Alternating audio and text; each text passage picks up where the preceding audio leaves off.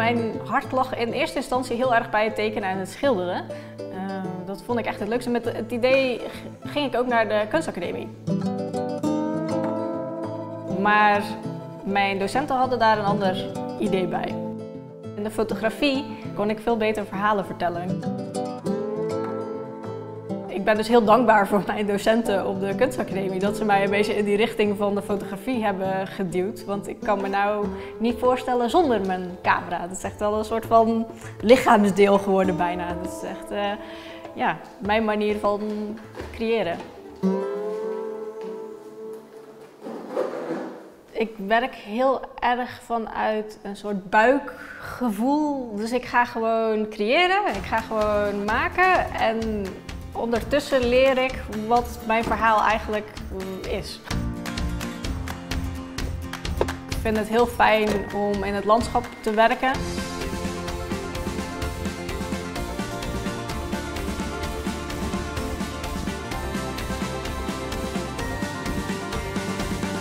Af en toe stap ik in de auto, ga ik een rondje rijden en gewoon eens locaties scouten. Gewoon eens kijken wat er hier in de buurt is, wat mij opvalt. Is er iets moois, is er iets opvallends waar ik denk, oh, daar heb ik een gevoel bij, daar kan ik iets mee, daar kan ik een verhaal mee vertellen. Mijn oog viel gelijk op die mooie witte berg. Hij valt zo erg op omdat het in het donkere landschap ligt. En er liggen dan ook nog zo wat van die donkere bergen naast van de aardappelen, vermoed ik, als ik het zo zie. En dan denk ik, ja, hier moet ik nog eens terugkomen als het licht misschien wel beter is. Als het zonnetje er nog wat directer op schijnt of misschien juist een hele dramatische lucht. Ja, het is wel iets dat denk ik waarschijnlijk snel verdwijnt. Dus ik kan er dan ook niet te lang over doen. Dus ik zal hier dan misschien een paar dagen toch eventjes terugkomen om te kijken of ik hier iets mee kan.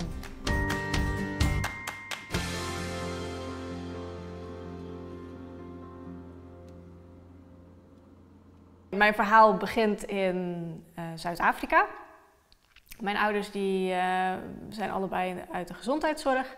Mijn vader was tropenarts en mijn moeder verpleegkundige. En die leken het een heel leuk avontuur om naar Zuid-Afrika te vertrekken. Om daar een ziekenhuis te runnen met Artsen zonder Grenzen.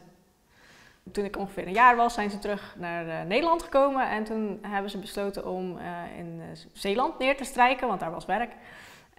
Eerst in Oostkapelle en later naar Vogelwaarde, waar ik ben opgegroeid. Mijn vader was ook heel creatief en dat creatieve heeft hij altijd vastgehouden. Zijn moeder heeft op latere leeftijd de opleiding tot kunstenares gedaan. En nou ja, dat creatieve dat zat er dus wel in.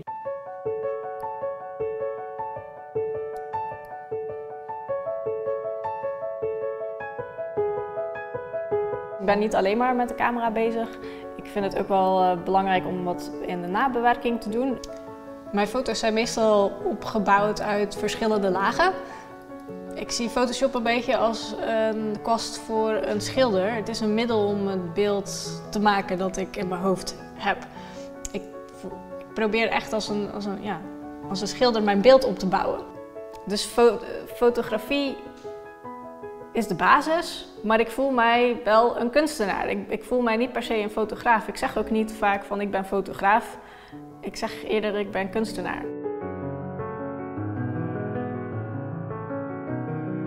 De rode draad die steeds terugkomt is menselijke vergankelijkheid en kwetsbaarheid. Mijn afstudeerwerk was bijvoorbeeld het werk Een verlangen naar licht.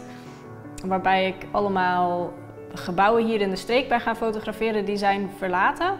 En toen bleek dat ik toch ook wel die vergankelijkheid gewoon heel erg interessant vond. En zo is die serie dus langzaamaan een beetje gaan ontstaan en is daar meer een verhaal omheen gekomen. En zo gebeurt dat eigenlijk steeds weer.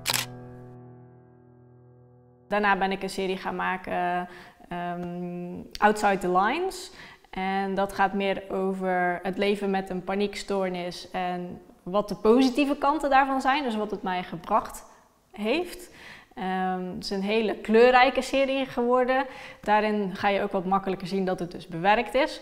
Maar het is wel een visie op hoe ik de wereld ervaar. Dus mensen laten zien van hoe de wereld op mij overkomt omdat ik heel veel last heb van veel prikkels.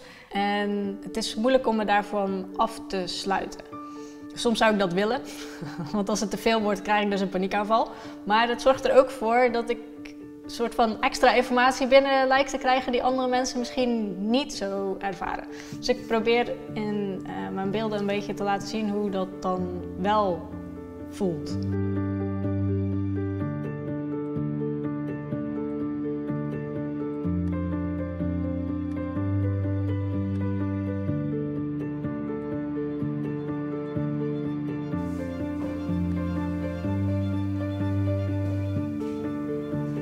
Dit beeld is voor mij heel belangrijk geworden. Het is een van mijn favoriete foto's. Het is voor mij echt een hele ontdekking geweest om mezelf te accepteren. En daar zitten een beetje ups en downs in. En dit was zo'n moment dat ik mezelf best wel kon accepteren voor wie ik was. Ook met een paniekstoornis. Mijn eerste foto die ik heb gemaakt was een foto waar je mij ziet zitten in het gras. Maar het gras is helemaal rood gemaakt en ik ben verstopt. Echt een beetje een boze foto.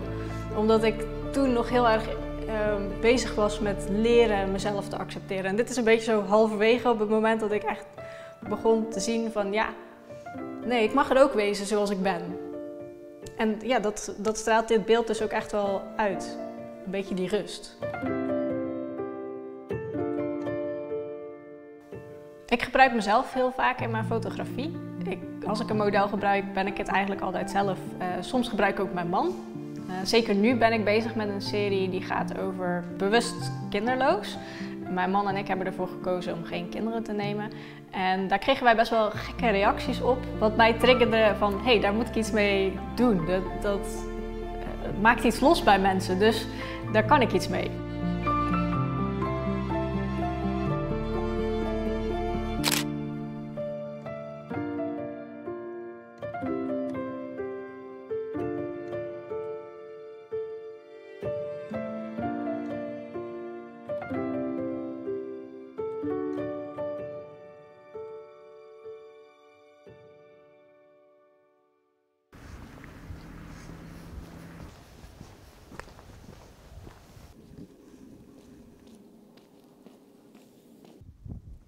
Ja, het Zeeuws-Vlaamse, dat trekt mij enorm.